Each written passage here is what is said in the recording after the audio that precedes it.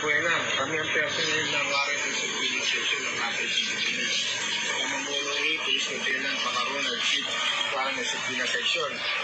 Kaya amin na-aresto sa bisa ng warrant of arrest na inihain ni Judge Alan Ariola ng MPC Branch 48 Pasay City sa kasong physical injuries. Ito ay karapatan manahimik, magsawalang report, magkaroon ng sarili ng pinagkakatiwala ng abogado.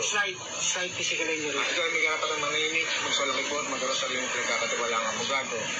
Kung hindi mo kaya, sabihin ng abogado, ang gobyerno may pagkakalabang ka ng isa ng libre. Ito rin ay may karapatan na sumailalim sa pagsusuri ng sarili mong pilit.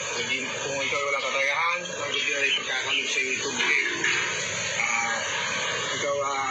Lahat ng iyong sasabihin ay maaaring gamitin para o laban siya sa mga hukuman sa Pilipinas. Naintindihan mo mga karapatan nito, sama ka sa amin, arestado. Sige po, ayusin po natin. Ayun pa po.